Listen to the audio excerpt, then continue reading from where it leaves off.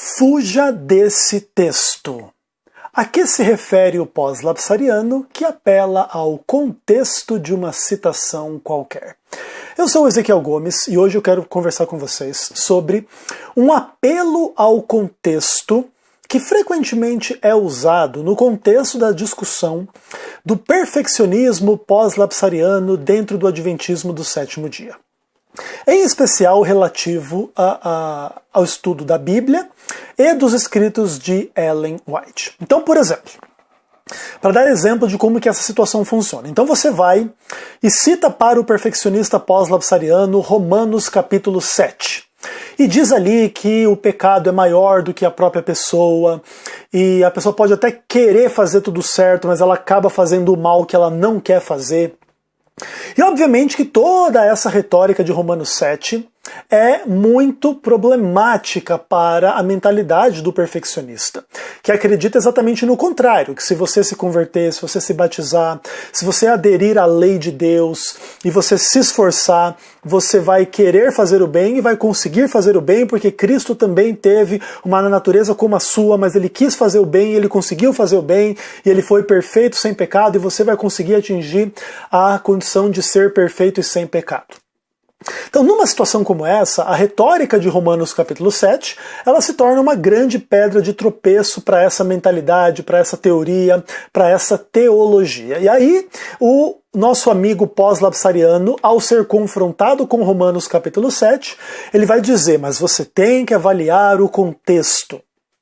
Você tem que avaliar que Paulo acabou de falar em Romanos capítulo 6 que o cristão ele não pode viver no pecado, ele tem que morrer para o pecado. Então nesse ponto o contexto que é Romanos capítulo 6 se torna mais importante do que Romanos capítulo 7. E aí ele aponta também para Romanos capítulo 8 que é verdade que se a gente andar pela carne a gente vai colher a morte eterna, mas se nós andarmos pelo Espírito. Então aparentemente tanto Romanos 6 quanto Romanos 8, no contexto, colocam perspectivas que negam aquilo que Romanos 7 diz. E aí o resumo do argumento é o seguinte, você deve fugir de Romanos 7, você não deve aplicar Romanos 7 à realidade da sua vida. Você deve fugir desse texto, olhe para Romanos 6, olhe para Romanos 8, e nesses dois textos são mais confiáveis do que Romanos capítulo 7. Romanos 7, na verdade, é um texto que Paulo fala assim hipoteticamente, como uma espécie de alegoria do homem não convertido, que conhece a lei de Deus, mas que ainda não se converteu de verdade para conseguir cumprir a lei. Então ele está nessa luta se converte ou se não se converte, e quando se converter, surgirá o homem de Romanos 6 e de Romanos 8, que é diferente do homem de Romanos 7, e você pode não ser o homem de Romanos 7 e ser apenas o homem de Romanos 6 ou 8. Então o ponto é o seguinte, fuja de Romanos 7, não seja o homem de Romanos 7, não leve em consideração Romanos 7 para definir a tua espiritualidade ou a tua relação com o bem e com o mal, porque na verdade esse texto é enganoso, ele fala de alguém que você não pode ser. Fala de alguém não convertido, e você tem que ser alguém convertido, que não peca, etc. e tal. Então assim, olha, todo esse apelo ao contexto da parte do pós-lapsariano tem esse objetivo, fazer você fugir de Romanos capítulo 7. Agora eu vou dar um exemplo desse tipo de postura idêntica a essa, a partir dos escritos de Ellen White. Então estamos estudando Ellen White, e frequentemente os perfeccionistas pós-lapsarianos, eles recomendam o livro Caminho a Cristo, né? Olha, leia Caminho a Cristo, que é um livro maravilhoso para você se converter à verdade de Deus e tal. Até porque é um livro curtinho, né? Tem um apelo mais fácil do que os livros maiores, tipo Desejado de Todas as Nações, O Grande Conflito Completo e etc.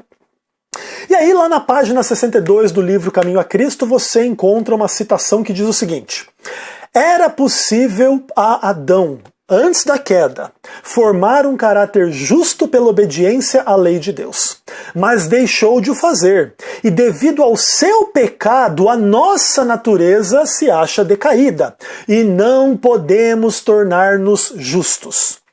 Visto como somos pecaminosos, profanos, não podemos obedecer perfeitamente uma lei santa, não possuímos justiça em nós mesmos, com a qual pudéssemos satisfazer as exigências da lei de Deus. Então você pega essa citação e diz para o perfeccionista pós-lapsariano, tá vendo? Nós não somos capazes de obedecer perfeitamente uma lei santa, não conseguimos satisfazer essas exigências da lei de Deus de forma perfeita, e a solução do nosso problema está em Cristo, na graça de Cristo, e que salva pecadores, que permanecem pecadores. Para Adão era possível viver nesse caráter justo e perfeito, obediente à lei de Deus, mas devido ao que ele fez, a nossa condição é diferente da dele. Inicial, né, a condição original dele. E não podemos nos tornar justos, somos profanos, pecaminosos e não podemos obedecer perfeitamente uma lei santa. Quando você usa essa argumentação com o perfeccionista pós-lapsariano, acredite o que ele vai dizer para você. Olha, devemos olhar o contexto. É como se esse texto aqui fosse Romanos capítulo 7. Não dá para obedecer perfeitamente uma lei santa sendo profanos, pecadores, pecaminosos como somos, tá bem? Aí, o pessoal aí do perfeccionismo pós-lapsariano vai dizer, olha, mas você já leu o parágrafo anterior e o parágrafo posterior a essa citação? Aí diz assim lá, né? A condição da vida eterna é hoje justamente a mesma que sempre foi.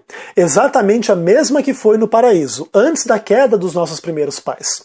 Perfeita obediência à lei de Deus, perfeita justiça. E aí ele começa a dizer, né, tá vendo? A condição para você ter a vida eterna é uma perfeita obediência à lei de Deus, uma perfeita justiça. Se você não conseguir oferecer essa perfeita obediência, essa perfeita justiça, você não vai para o céu, você não vai ter a salvação. E obviamente Deus quer que você tenha a vida eterna e a salvação, então Deus quer que você atinja essa perfeita obediência à lei de Deus, a perfeita justiça.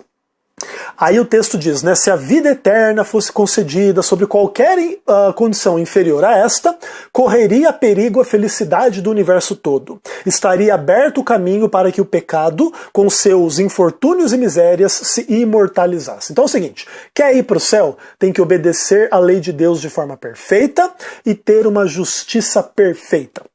Aí, o parágrafo posterior, isso aí seria como Romanos 6, né? Naquela minha analogia lá sobre a carta aos Romanos. Aí o Romanos 8 viria no próximo parágrafo, onde Ellen White diz o seguinte, e ainda mais, Cristo mudará o nosso coração, nele habitará pela fé. Pela fé e contínua submissão da vossa vontade a Cristo, deveis manter ligação com Ele. E enquanto isso fizerdes, Ele operará em vós o querer e o efetuar segundo a sua vontade. Aí, no final desse parágrafo, ela diz assim, assim, atuando Cristo em vós, manifestareis o mesmo Espírito e praticareis as mesmas obras, obras de justiça e obediência, tá vendo? É possível ser justo e obediente pela fé em Cristo, Ele vai mudar o nosso coração, então não tem essa que a gente é profano, pecaminoso e não consegue obedecer à lei santa. Ou seja, Romanos 7 está errado, mas Romanos 6 e Romanos 8 está tudo certo. Agora, ou seja, fuja desse texto central aí de Caminho a Cristo, página 62. Olhe para o parágrafo anterior, olhe para o parágrafo posterior. Nesses dois parágrafos está a verdade, mas no parágrafo do meio está a mentira. E se você crê na mentira, vai crer na heresia, vai justificar os seus pecados, não vai conseguir obedecer perfeitamente uma lei santa, e não vai para o céu, não vai ter a vida eterna, não vai manifestar as obras de justiça e obediência que Deus quer que você manifeste e que você pode obedecer.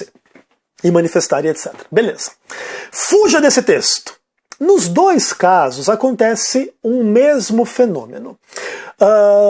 Se pressupõe uma contradição interna no texto, então Romanos 7 está em contradição com Romanos 6 e Romanos 8, então esse parágrafo de Caminho a Cristo está em contradição com o parágrafo anterior e posterior, e você não deve crer em Romanos 7, e nem crer neste parágrafo do Caminho a Cristo, se você quiser crer na verdade e seguir a verdade. Você tem que olhar além desses textos, ao, entre aspas, contexto, e o contexto é confiável, ainda que o texto não o seja. Isso é completamente absurdo. Porque se Romanos 7 for mentira, o que garante que Romanos 6 e Romanos 8 também não é mentira? Se existe um texto errado na inspiração, que diz uma coisa que não é verdade, a qual eu não posso me apegar para avaliar a minha própria experiência, então Romanos 7 é um texto enganoso, que não é por aí, essa não é a verdade, não tem nada disso que o mal habita em mim, não tem nada disso que eu quero fazer o bem, mas não consigo, isso é tudo mentira.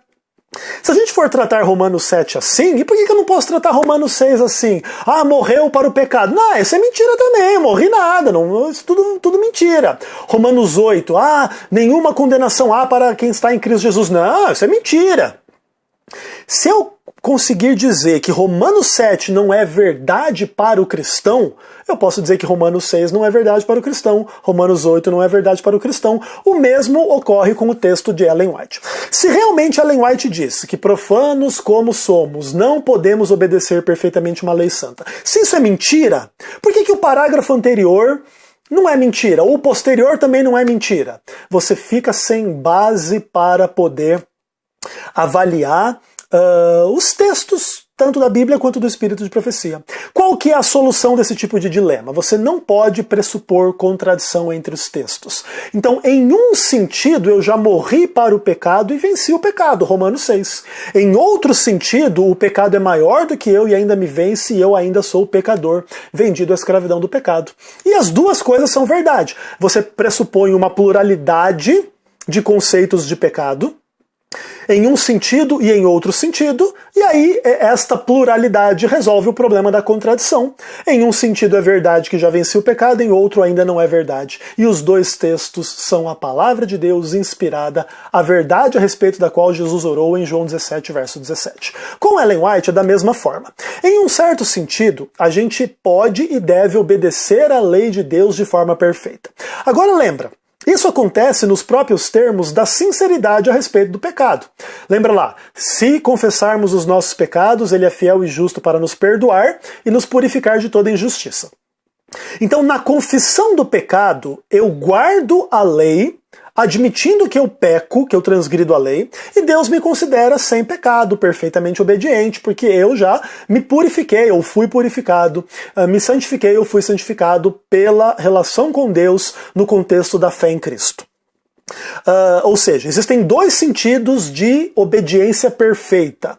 Uma daquela onde a pessoa não peca de forma absoluta, e isso é mentira, ninguém tem essa perfeita obediência. Profanos como somos, não podemos obedecer perfeitamente uma lei santa. E no sentido mais amplo, no sentido mais relativo, nós já somos considerados perfeitamente obedientes pela fé em Cristo, cujo caráter substitui o nosso caráter, cuja vida substitui a nossa vida, cuja morte substitui a nossa morte, e desta forma somos aceitos na presença de Deus. Portanto, quando o pós-lapsariano começa com essa coisa, olha, vamos ver o contexto, geralmente o que ele está querendo dizer para você? Fuja desse texto, porque esse texto vai revelar que eu, pós-lapsariano, estou completamente equivocado.